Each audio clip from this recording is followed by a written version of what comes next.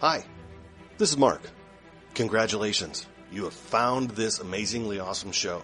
Chances are you're listening to it right now on whether it's iTunes or Stitcher Radio or some other mobile app that allows you to stream this amazingly awesome show to your ear holes. And I can't stress how awesomely amazing this show really is. But did you know that you can also catch the latest episode of this show on the Tangibound Network? That's right.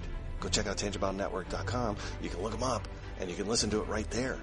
It's even mobile friendly. What more could you ask for? Which means you can pull it up on your iPhone or your Android, even your Windows phone.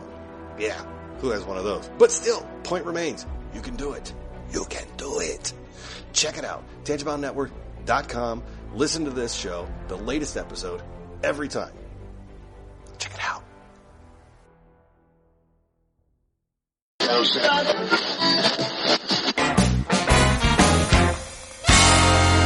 Welcome to the Wicked Radio Network.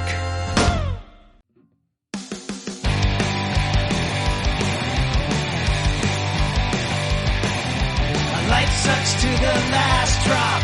Are you gonna blow your head off? Take good aim and don't forget to duck. Life sucks every Monday and all the way to Sunday, but I wouldn't have it any other way. I don't care how you're doing, what's up or how's it hanging.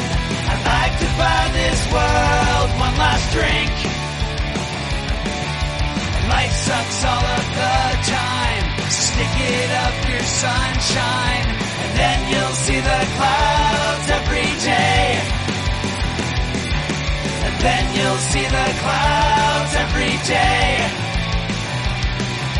And then you'll see the clouds every day.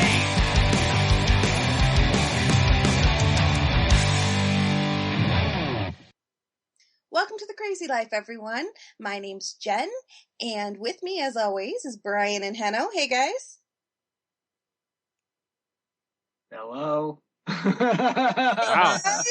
That was Anybody there? I was like, where's that cricket sound? that was a long pause. Oh, goodness. That was awesome. Man, that pause was so pregnant. We should probably get to a hospital. So, my co-host has always got my back and are completely there to jump in when I need them the most. Brian and Hanno. Woohoo! Thank you, guys. Yep. We do what we can. Well, maybe. That's what we're here Maybe. for. Let's just say maybe don't do a trust fall with us. I'm thinking not. We get distracted easily. Ooh, shiny. Squirrel! Yeah. Well, with that being said, how has everyone's week been? Mine's over, thank God. Yeah, from what I've gathered, it sounds like you've had quite the week. It wasn't that bad. For a 3-day weekend, since I work on Sundays, I take Thursday off. Then I'll work Sunday and Monday, but my 3-day weekend just started. Nice. Yeah, so that's good. So I got that going for me. Oh, that's right. Today's Wednesday. I'm like, 3-day Yeah. weekend just start. Yeah. Sorry. Mm-hmm. Blonde moment. Yeah. Apologies out there for any blondes that are very intelligent, because I know you all exist in plentiful. Mm-hmm. So Absolutely. how was your week, Mr. Henno, now that you're glad that it's over? What happened? So I pretty much had a complete freaking meltdown on Friday. Last Friday. It was hilarious. Cathartic, but not necessarily the best thing to go through. Oh, it was a full-on pity party, temper tantrum. Yeah. You name it. I mean, it was just... It wasn't rage. I mean, there was rage involved, but it was more from a sense of just pitiful sorrow Aw. and feelings of utter uselessness. What happened? What put you in the spiral? So it's a this is the events of the day are not the root of the problem, if you can imagine. Yeah. Well, Catalyst. in fairness, they generally aren't. You know what I mean? It's like a lot of times people have something and then just something really tiny is just that tiniest pebble that finally starts the landslide. Oh, yeah. So Yeah. So I was I had the day before I dropped my iPad on a stone floor and just shattered the screen. Oh. And it was already getting old. Like I've been already shopping for a new one. Like there were little, spots on the screen that didn't work, and it was a little bent from being, shoved into backpacks and stuff. And I've had it for, a couple of years. And, and I was like, okay, no big deal. That actually happened earlier in the week. And, I fixed iPhones before and all that. So I'm like, I'll just order a new touch screen and I'll fix it up and I'll get a new battery and, at least I can, get it to work and either sell it or give it to somebody.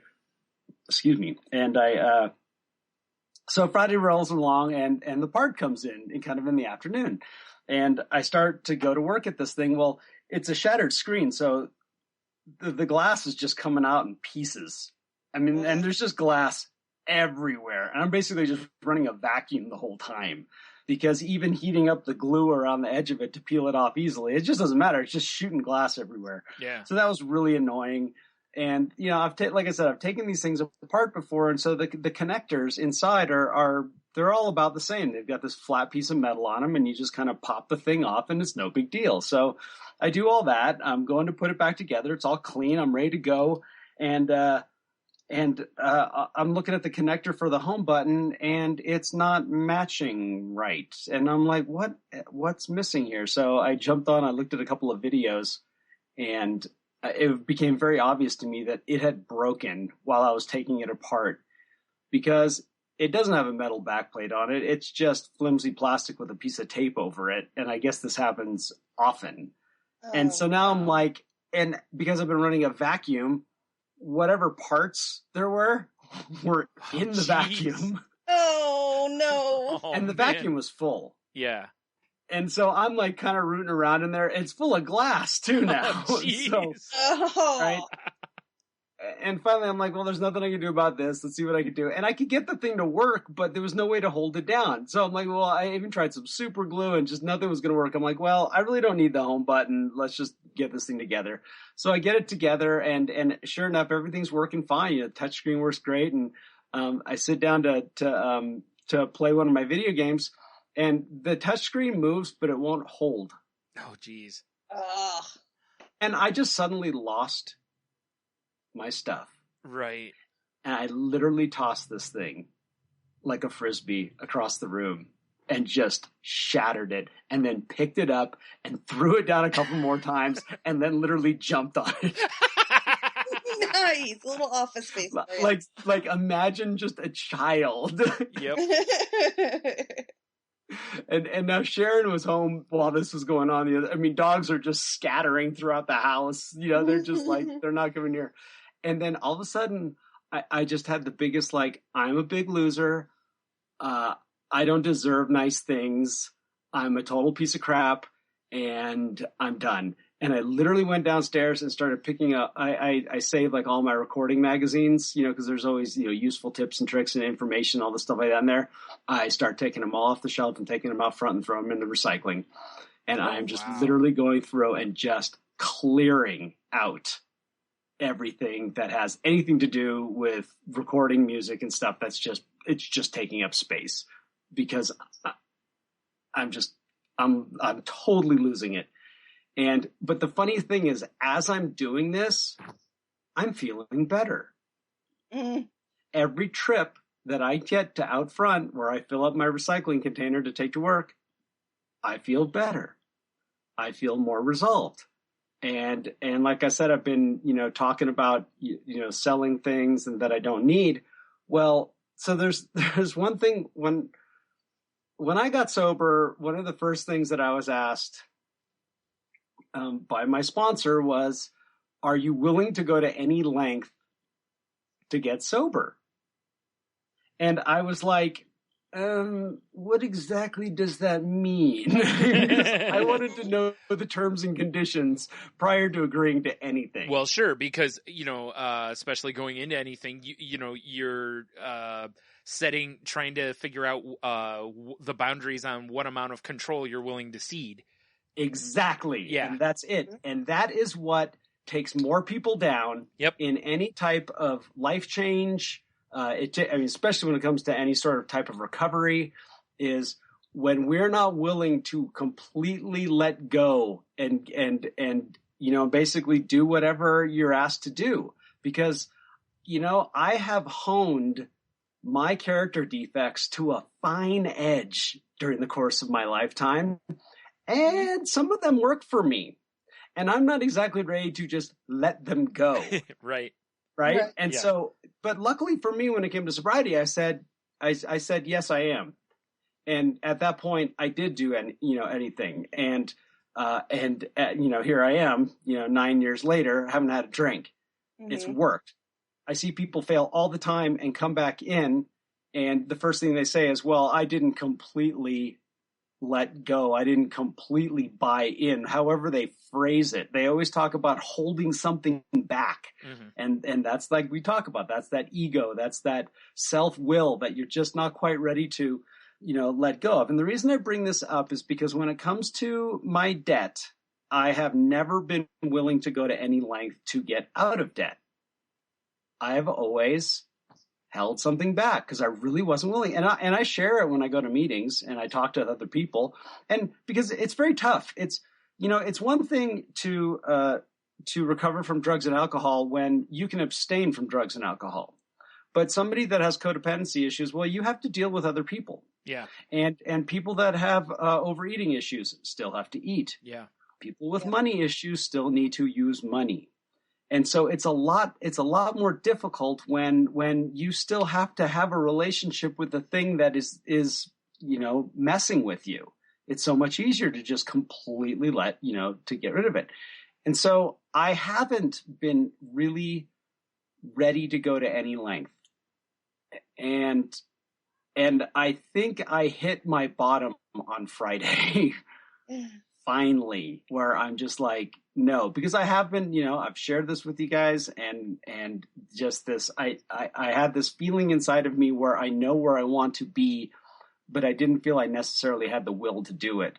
And I just was like, okay, this is it. It's, it's rubber hits the road time. And, and I was beating myself up. I was literally flogging myself, and in a lot of ways I was going through, I have a list on eBay right now of microphones, and I'm selling speaker cables. I have bins full of microphone cables. And I'm like, I'm not going to use this stuff. I'm not. Why do I even have this? I said, if I'm getting rid of these things, why am I holding on to this? Well, the reason I hold on to a lot of that stuff is because, you're not going to get that much money for it anyway. Well, guess what? I don't have that luxury to be picky and choosy about what I have as long as I have debt. I don't. Yeah. I don't have that luxury. I've known that for a long time, but I just really haven't been willing to accept it and to really hit that first, what I call the 0 step in the 12-step program, where you actually finally say, no, I don't accept this. I want to do something different. And as the day went on, Saturday came along and I kept at it. And, I've shared with some people where, I felt my meltdown became resolve. Mm-hmm. It was interesting how that feeling, and we all get this when we hit our bottom. You get this, some of us get desperate because we've screwed up. Some of us, make that foxhole prayer, and it goes with them for a day, and some of us have a meltdown. Some of us have, whatever it is that that there's change needing to happen. You know, some of us, it's finally that day where we walk out of a bad situation, and it's scary as all get out. But it was amazing how that feeling I have of resolve started to get chipped away a little bit, you know, by my will and my ego. And I would have to remind myself of that feeling of how I felt on Friday, because I felt like dirt. It was like finally something just took the armor off of me, and I was raw to the reality of my situation, which is nothing's going to change if nothing changes. Yeah. Absolutely. It's a scary, scary place to be, and being confronted that directly by your, you know, I hate to say failures, because it is in a sense, but it isn't. But to be that in your face with yourself, that's a great way of putting it. Place to be. Yeah. It's a great way of putting it. It's a great way of putting it. It was like, it's like I've learned to look in the mirror and not see everything. Exactly. And we all do. Yeah. You know, and that's how we get by. Right. And it's so difficult because you've got to find that balance between seeing the reality of it and not overseeing it either. Yeah, exactly. And being crippled. Yeah. Yes. Because you got to find, you know, it's one thing to look at yourself and go, okay, I need to lose weight. I'm going to lose weight. And making that commitment to yourself and following through. It's a whole nother thing to look at yourself and say, I'm not good enough yet. I'm not where I want to be. I have to lose weight. And you get yourself to an unhealthy place. So exactly. you got to find that fine line, and it can be very difficult when you have an addictive personality and or, you know, mental illnesses and other factors affecting your perceptions on things. So like and anyone that deals with let's just call it anyone that deals with challenges in their life, and I'm talking about it doesn't matter whether it's addiction or, like you're saying, mental health or something where we have a tendency to behave badly. And sometimes we have built these defense mechanisms.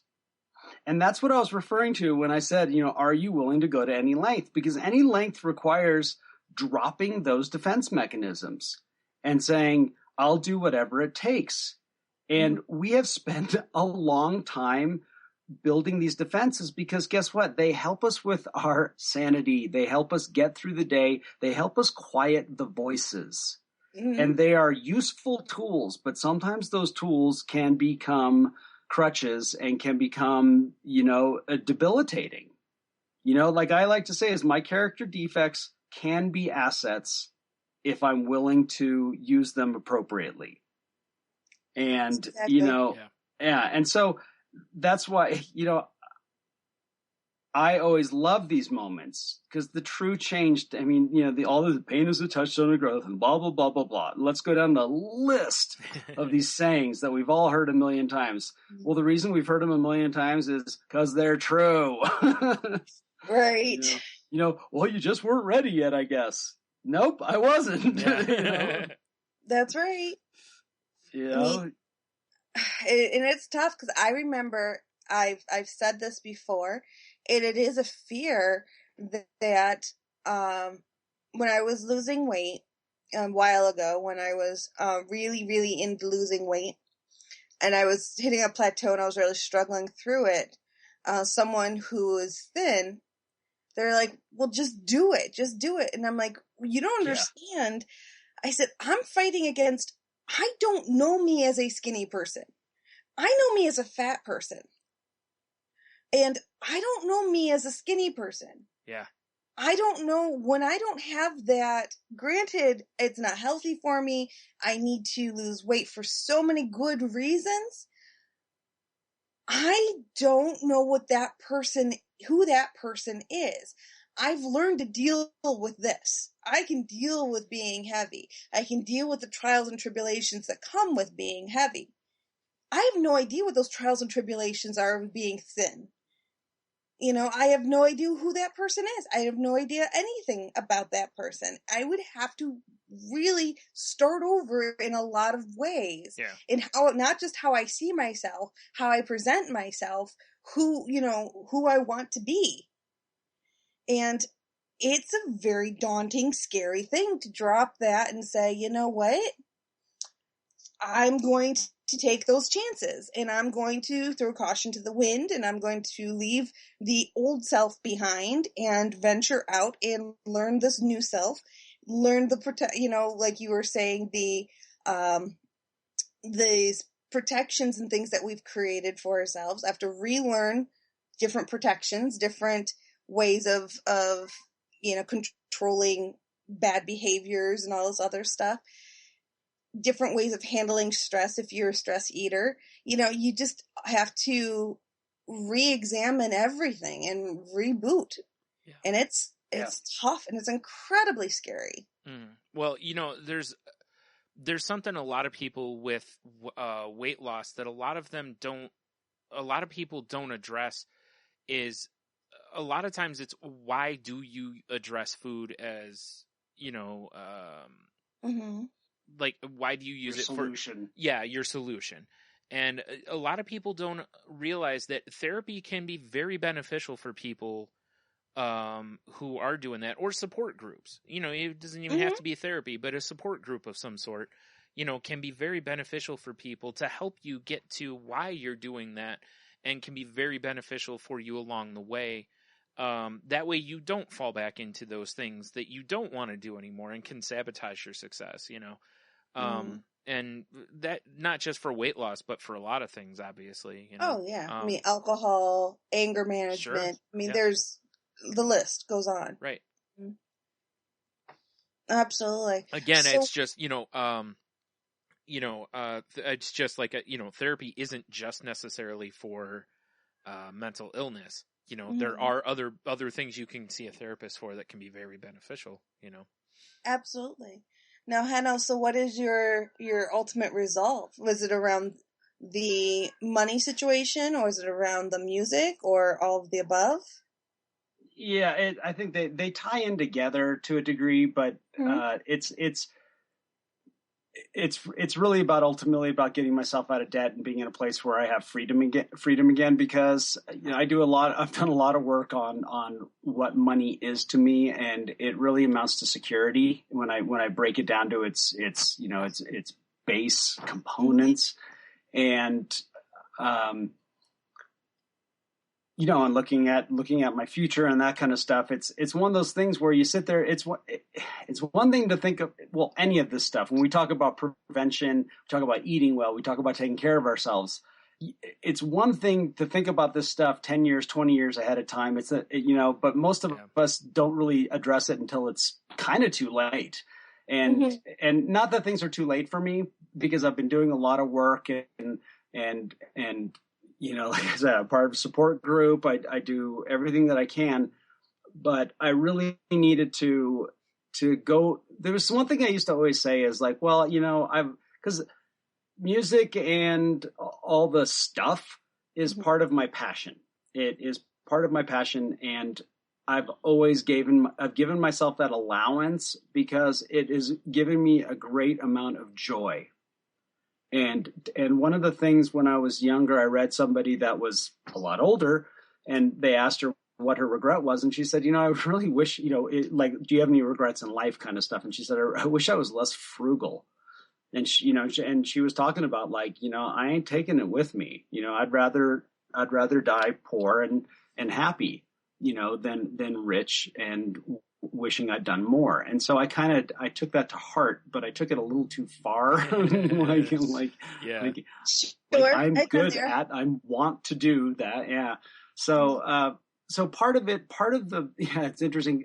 The meltdown really wasn't so much about that I can't play music or anything like that right now. That's a choice, and it's a choice I'm very, very comfortable with.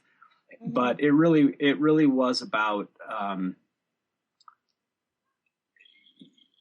there has to be fear inside of me to elicit that type of response. And that's what it comes down to. Yeah. There's a lot of fear and I almost think, it's funny as you say, like, cathartic moment, but it was almost like my subconscious finally coming up to the forefront and saying, and knocking on the door, or more or less whapping me upside the head and finally saying, you know what you need to do. Yeah. Because I'm good at, like I've shared so many times, I'm good about talking about that, about self-analyzing myself and then doing nothing about it. I think we've talked about this. I don't know if it's on the show or just you and I talking about this. I know, but I know you and I have certainly talked about this. Yeah. It's one thing to know how to do something. It's a whole nother step in doing it. Yeah. And it's like I was laid bare. And so I am, this is going to be a bit of a process and it's going to take continued reminders. But like I said, there was a feeling of resolve that was, it was tangible to me. And those are the memories that can keep me going. Just like the last night that my last binge, I can bring up like it happened yesterday. And that feeling of every feeling that went with it, the horrible feelings of never wanting to do this again, I can tap into that. And I want to tap into this one too. Yeah. And Sharon came out of the other room and she was like, what's going on? And and I just was real honest. This is how I'm feeling right now. Yeah. And she was great. It's like, this is the last thing we needed to do, but it was so perfect. On Saturday, we went down to Twin Falls and I bought a new iPad because I'd sold a bunch of stuff. And it was I sold a bunch of stuff, take care of yourself, make yourself feel happy. She's like, I don't want you moping around the house because, you can't sit down and read your book or play your video game or whatever it is. Yeah. Let's go do this. And it was nice for us to get away and talk and this and that. And I went to Home Depot and I bought some flowers or some plants and some wildflowers for the house and things that I usually do every year. So I put myself back into comfortable, happy things, things that do bring me joy, which was great. But to me, it's like that was the work has begun. That's why I talked about, you want to talk about downward spiral. That's what it felt. Wow. I have felt like I've been in a, I wouldn't say a spin. It's been more like a slip, like a real long slide. Yeah. And that I wasn't necessarily I wasn't like sliding down the hill, grasping for roots. No, I was just moving so slow. I really didn't even know I was moving, The analogy I always use for people is at the zoo nearby us, we have them, and a lot of places have them. It's a little donation funnel. And what you do is you put your quarter in, and it starts at the top of the funnel, and it slowly circles. And then it slowly circles. And it starts picking up speed. And by the time it gets to the bottom, it's going so fast, it almost makes a sound. It goes, whoop, whoop, whoop, whoop, whoop, whoop, whoop. And it goes down to the bottom of the funnel, and it drops into the big basket that's collecting all the change. And I always tell people, I'm like, you don't, in the beginning, you get a little dizzy. You're like, all right, I can handle this. No problem. It's just a little spin. I can handle this little bit. No problem. Then you start picking up speed, and you're like, all right, maybe I can handle this. I got this. I'm still in control. And then pretty soon you're spinning so out of control. You're like, what the hell happened? And then you drop. And once you drop, you land, you're like, okay, I made it through. I'm stable now. I've got the ground underneath me. All right. So where do we go from here? And that is the most raw. That is right at that place that you're like, okay, so I've made it through. I can see the big funnel now that I have just gone down that I couldn't see when I was actually going down it. Now I'm here. Now I can reassess. Now I can take what I can from what I went through and apply it to moving forward.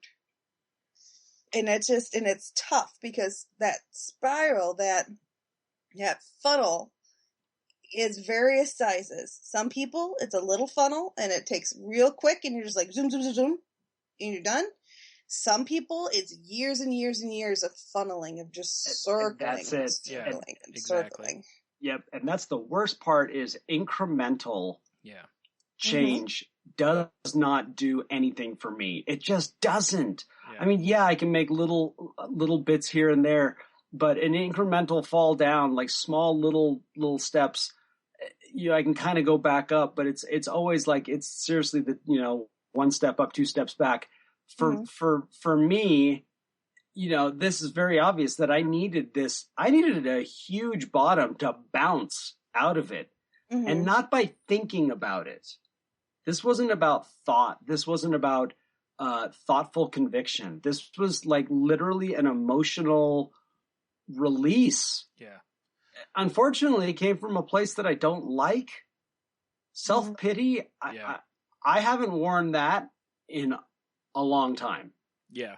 My problem is generally when I hit these spirals is that I need to hit the bottom because it's the only time I can actually get my bearings. Yeah. I absolutely... great point. Yeah. It's true. And it's like, I know where I'm at right now. Yep. And I've mentioned that before. I generally don't realize, like Jen mentioned a minute ago, I don't realize where I am, a lot of times. Like sometimes I recognize kind of where I am, but it's generally I don't fully recognize that I'm in a spiral until I'm usually well into it or emerging. And that, like you said, that's what makes it so difficult for me. And, this is actually a very perfect transition. If you don't mind, Jen, I'll just go into my week.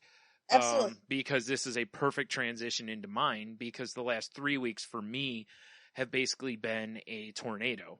So it's just been spiral. And I've been spiraling really badly, and not like, planning any self-harm or any of that kind of, I haven't reached too dangerous per se. Right. But... Well, not that level of dangerous. But the level of, I've really, really felt regressive. I feel like my anxiety has been on just redlined over the last few weeks, to the point that breathing isn't working for me. Like nothing's working. Every time I try to sit down and center and kind of, use the breathing techniques and whatnot, that it's almost like, picture if you were trying to meditate and the whole time someone kept tapping you on the shoulder. Gotcha. That's exactly what it's like. It's like, you're trying to calm down, center everything, and someone just taps you on the shoulder and you're like, leave me alone. And then you try again, they just tap you on the shoulder again. And it's just that process over and over, to where you can't fully focus. And that's basically what's been going on. And everything just has seemed overwhelming. Like it's just too much. The idea of, I got up today and I live with my mom, and they were gone, and I was hungry, and I looked in the fridge and there wasn't really anything ready to eat. And I'm fully capable of making food. I can cook, but I looked and I was like, there's nothing ready. There's nothing really that jumped out at me. And I immediately was just like, well, maybe I don't need to eat that bad. That was the first thought I had. And I'm like, and then I was just like, what are you doing? My brother came over and I was like, hey, can you take me to get some food? I have to eat. And the idea of making food, even a sandwich, was just not happening. So I was like, can you take me to get me food? Cause, and I explained it to him and he was like, yeah, I'll take you, and so I went and got a sandwich, it was just, that's kind of where I felt lately. And went to therapy yesterday, and I told the therapist, I was like, I am in like 99% self-preservation over the last few weeks. I have not really wanted to do anything. We've been putting out extra episodes of Salty Language over the last few weeks, and it's weird because I think they've been really good. I've been very proud of them, and it's so weird because as soon as I'm done with them and everything, I'm done with them. You know what I mean? Like, I am finished. Like, it's the idea of doing the podcast that I do, I'm just spent. I have nothing left. I don't really want to go do anything. I have no want to go anywhere. I have just been so, like, my battery is sitting at so close to zero almost all the time, and I can't figure out why. Like, that's been the weird part, is I haven't, until just the other day, I haven't had any real unnecessary extra stressor on me.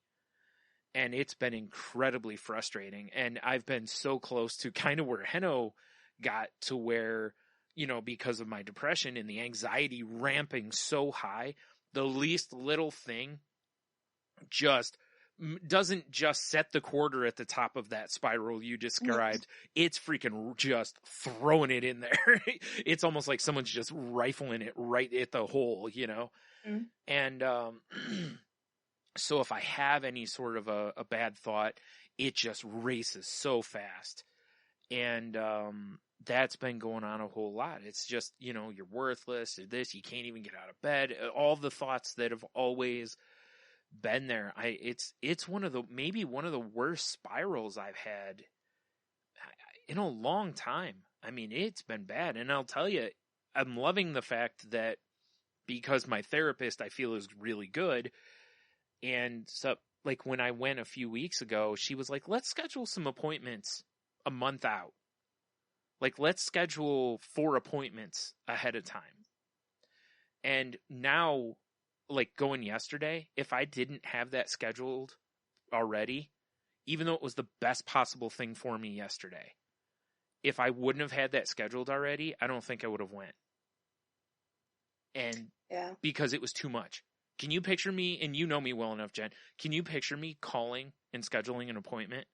Nope. There's no chance. It would have just been, it wouldn't have happened. Mm-hmm. So anyone who's listening, if you're similar to me in you get to this point where it's overwhelming, if you and your therapist don't already schedule out a little bit, seriously consider it, because this may be some of the best gifts that her and I have given me in my life. Because some of these times where I've been so overwhelmed and ended up going in, and I come out, and it's not that I walked out and I was, hey, I'm walking on sunshine or something, but I felt a little better. It was helpful, you know. But are you going weekly yet? I'm pretty close. It's still about 10 days. Okay. So it's, you know, it's pretty close. And then you're lot back of that medicine. Well, that's the next part of this. And the only real stressor I've had during this time was last week. I went and my insurance had quit paying for the antidepressant that I just started. And so over a 4-day period, along with all of this that I've already been doing, my brain got a good chance to ramp up a nice worst case scenario. Mm-hmm. Because, you know, I'm like, oh, you know, this medicine's kind of working for me. They're kind of hopeful that it's going to work.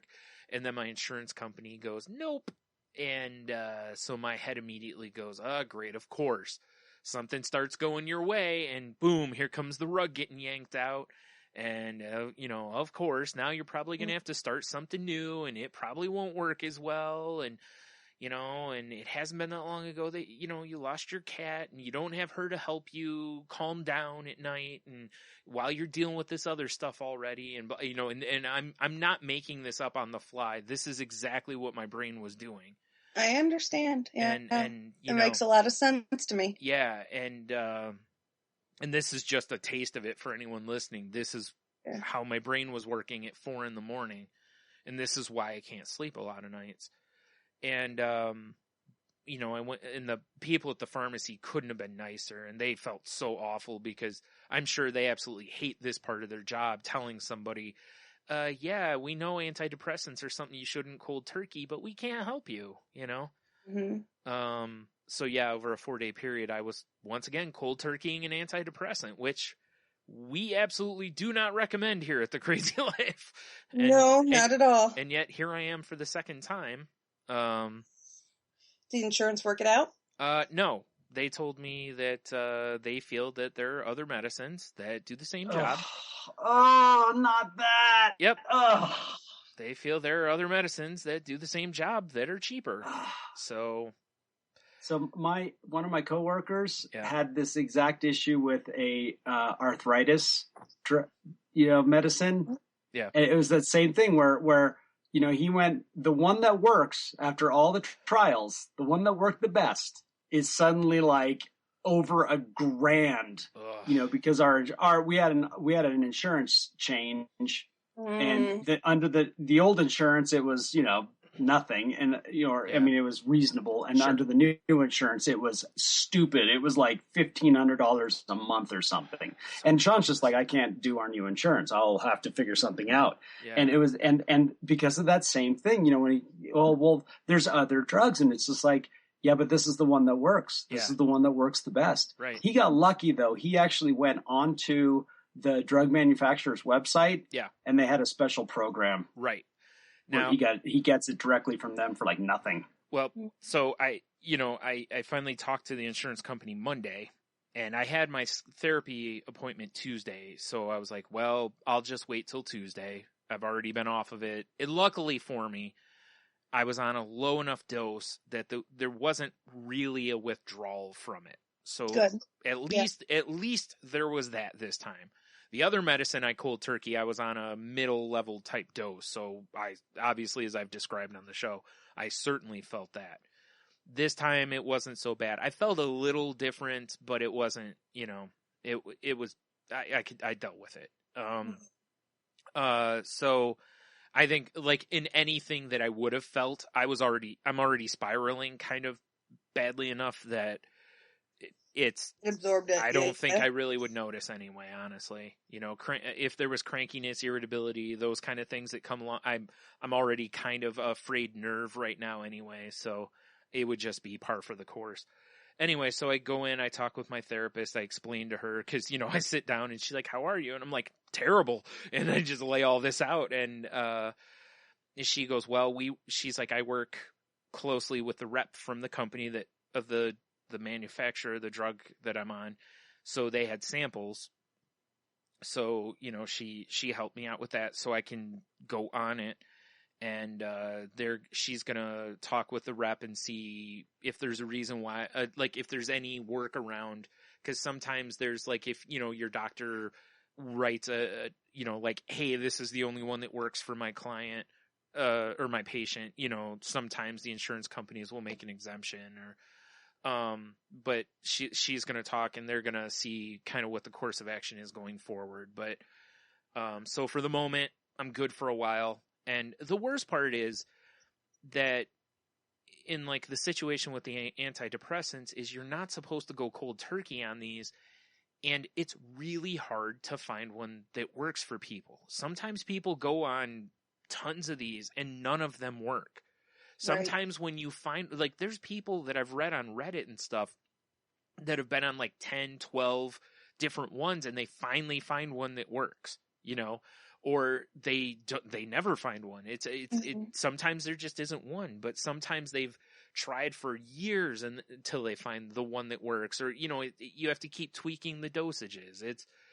It just sucks that this can be pulled out from someone, because last month when I got the first prescription of it, my insurance paid for it. This month, they don't pay for it anymore. They decided that they're no longer paying for it. So in the course of a month with no prior notice, they can pull a drug out from underneath me that I'm not supposed to just go off and couldn't possibly afford to pay for even the weaning of it, because it's $455 a month. Mm.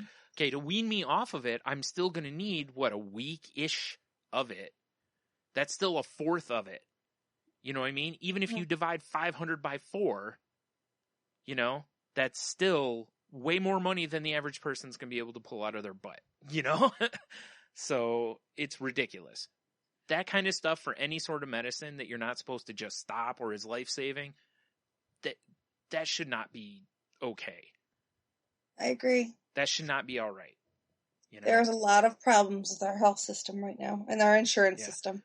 But I also did find out, and I didn't know this because I'm on state insurance. I did not know that there is another insurance company that I can choose, and apparently they tend to be more favorable toward mental health medicines than this one. Oh, so, well, that's good to know. Yeah, I need to find out when the open enrollment is and maybe look into that. I didn't know that because nobody ever explained it to me. So, I learned a few things through this process, so I guess, there is some bonus to the 4 days of rampant negative thoughts and anxiety that it brought on. Right. So that's pretty much been my week. It's been mostly just that. And I can understand that. And it's tough, but I'm going to say to you the exact same thing I said to you last week. Is you've got to start making a list of those wins and really start trying to pick out those little gems in the midst of the rubble. I'll be honest with you, there really weren't wins to pick out. Aside from, I didn't give in. You got out of bed. Most days. Yeah. And you gotta take it down to the basics and rebuild. Yeah. And I know it's horribly hard. No, that's the thing is that's why I said it when I make the comment that I'm in like self-preservation mode. That really is what it is I'm in my room, I'm in my bed, I'm curled up, and that is really what it is. I'm literally for almost a lack of a better term, I'm cocooning. Yeah. That is really what it is. It's almost like I'm covered up, nothing can hurt me while I'm in here. And it's almost like just leave me alone, I'll be okay eventually. Even though realistically, leaving me alone is not what I need, but it is what I need. Right. And it's been tough because, the last few weeks at work, as we've talked about, like I mentioned last week, I had to take a week off from the podcast because I was sleeping so much. It's just been very all-encompassing. Yeah. And this week I got a really good lesson in perspective because I was getting out of work a little early and my fiance was off. And so we went for a bike ride one day. I helped him wash his car the other day. And these little things, instead of me coming home and hibernating on the couch and watching TV and not wanting to cook, not wanting to do anything because I was stressed out because of work or tired because of work. Instead, I was filling my time with things that were more engaging, talking with him and socializing and getting myself out in the world. And by having that juxtaposition, helped to put everything at work in more perspective. Yeah. And made it easier for me not to stress out as much. And it was weird because it's something I'm not all that comfortable with and I'm still learning and growing with it. But it's the idea of instead of giving into the world pushing in on me, pushing back a bit and saying, I'm not going to close in. I'm not going to let everything close in on me. I'm going to push back and I'm going to step out a bit. Yeah. And help regain my balance.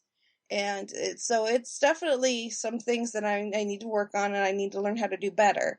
But it was interesting. It was a good lesson for me.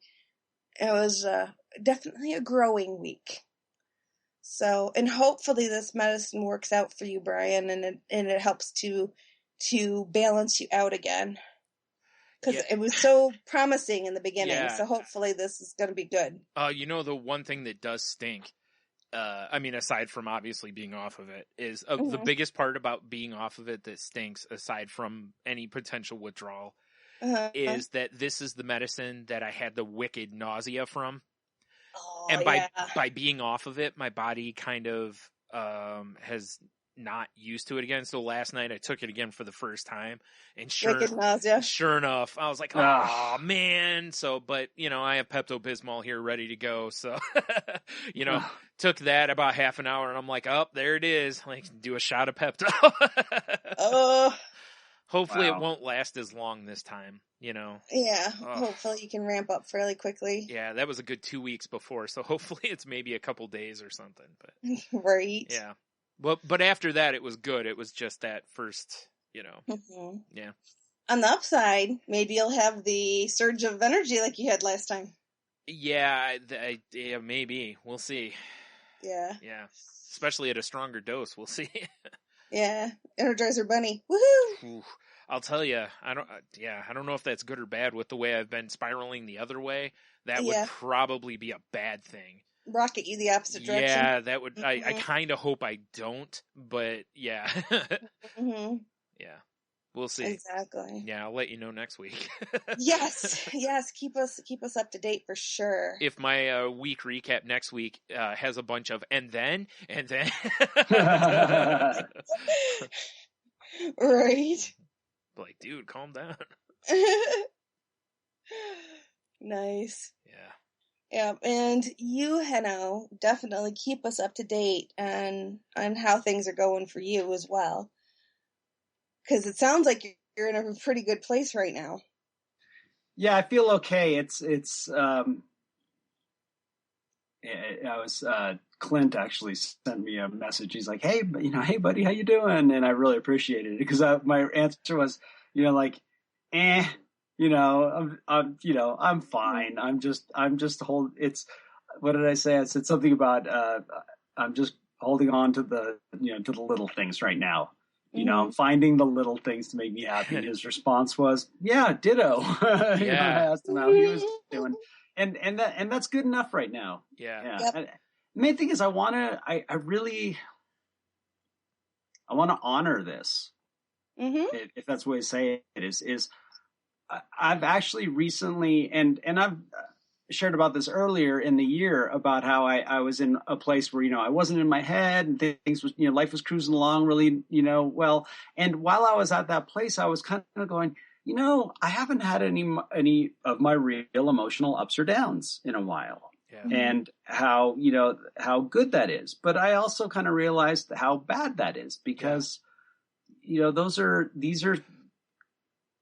this is change occurring, and change doesn't usually occur when everything is just kind of moving along smooth. Yes. What you just said right there, the, how things are just coasting along or whatever. That is the exact reason that I didn't like that first, antidepressant I was on. Because that's exactly what everything felt like. It was like there were no ups, it was just, everything was just going along. And to a lot of people, they're like, yeah, but that's good. You're not feeling, and it's like, no, I want to feel things. Like, I want, every once in a while, a hissy fit is something I kind of want to have in my life. Like, I like the fact that I want rage in my life sometimes because it's the appropriate response. And I don't mean appropriate for this person. I mean, for me, I want sometimes when I read something or the way someone approaches me, I want outrage. Yeah. I want, when I go to a concert, I want that high.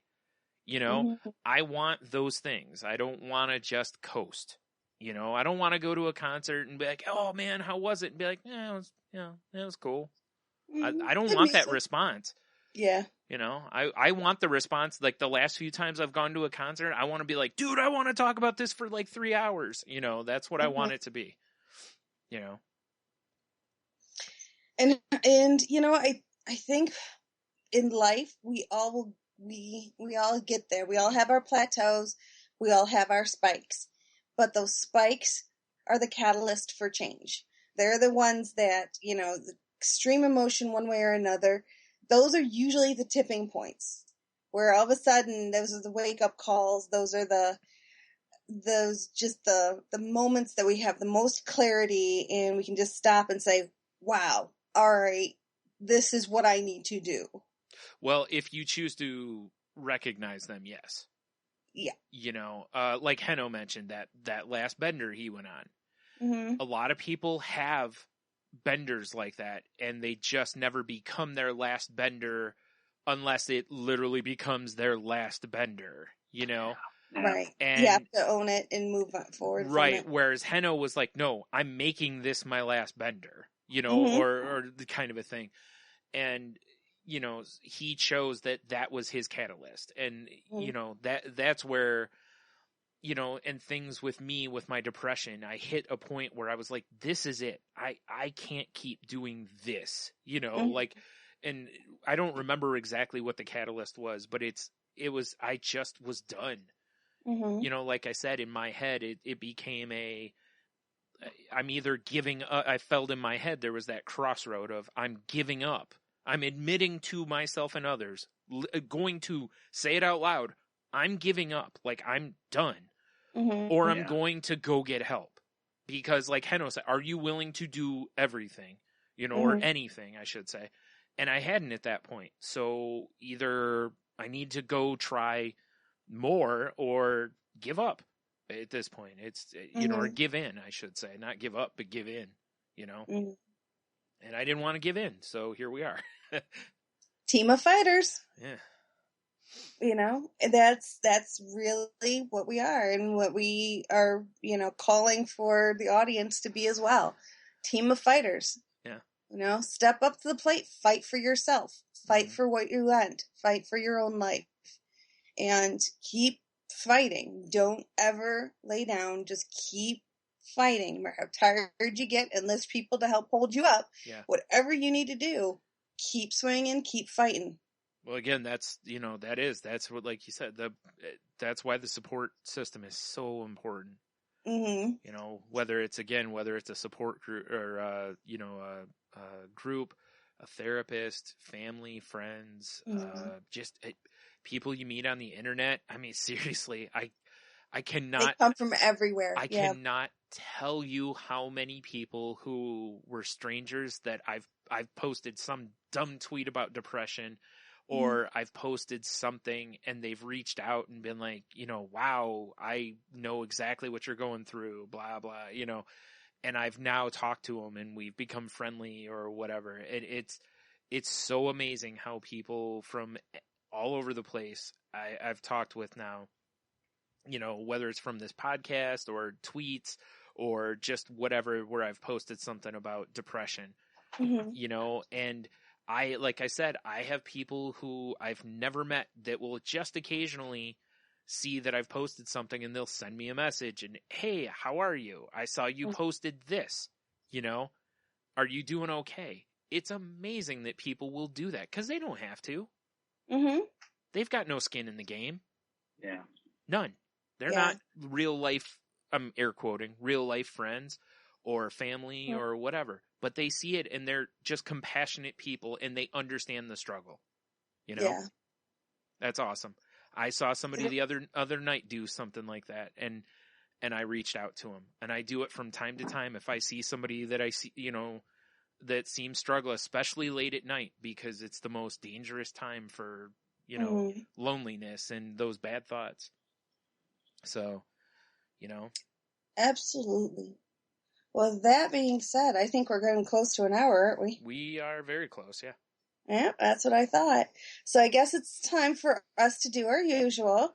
If you want to continue the conversation, provide support and feedback and kind words and creative criticisms, constructive criticisms. We'd love to hear it all. So please reach out to us.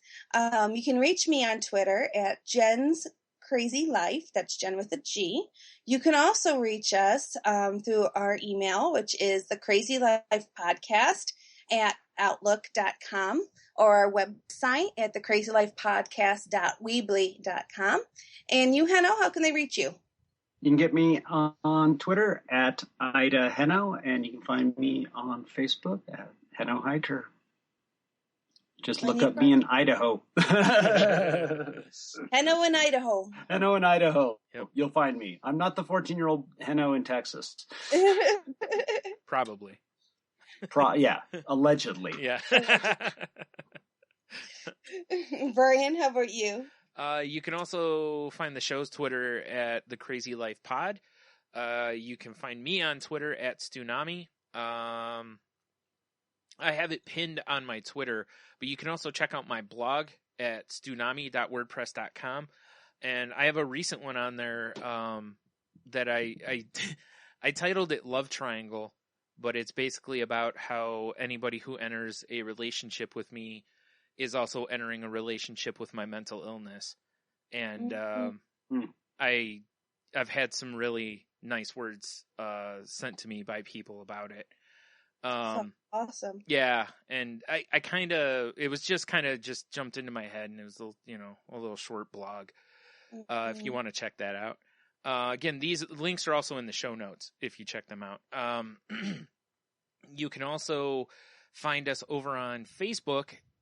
We have a group. It's facebook.com/groups/Crazy Life Podcast. And am I forgetting something? I don't think I am. Okay, you can also find us as part of the Tangent Bound Network at tangentboundnetwork.com and as part of the Wicked Radio Network at wickedradionetwork.com. And then, of course, you can find us. I mean, you've already downloaded us, so you know how to get that stuff. But if you could, please review us, share us, rate us, subscribe if you haven't already, please. That stuff helps us get more visibility, which can lead to more people, or people being able to find us easier, which can lead to us getting to more ears, more subscribers and whatnot. So maybe we can, whatever it is we do, help people or whatever. So yeah, that'll help us out. And, thanks for sharing us if you already have. And then, of course, the usual spiel here. We're not doctors, lawyers, therapists, professionals of any kind in the, like therapist or mental health game. This is not a substitute for therapy. Please don't self-diagnose. If you think you need help, please go get professional help. And get a game plan going there. I mean, it's made a big difference for me. I mean, I know listening to this show, you might go, well, I don't know, just, you have to understand, again, as we've said before in the show, mental illness is not a game you win. It's a game each day is different. You just take it one at a time. You just keep fighting. So, but without the tools I've had, I'd probably be in a really bad place right now. I'll say that. So, luckily I've been able to do as well as I have with the spiraling. So please go get help if you need it. Therapist, support group, whatever, call, or if you need to find a therapist, go to NAMI.org. They can help put you in, touch with a therapist. They have some great tools on their website, and this month is Mental Health Month, although by the time this goes up, it'll be about over, but whatever. Or you can find them on Twitter at NAMI Communicate. And then if you are feeling suicidal or thinking suicidal thoughts, or if you have a plan in place, and I can't stress that enough, please do not act on it. If you have a support group of some, friends, family, whatever, let them know. Please don't be alone.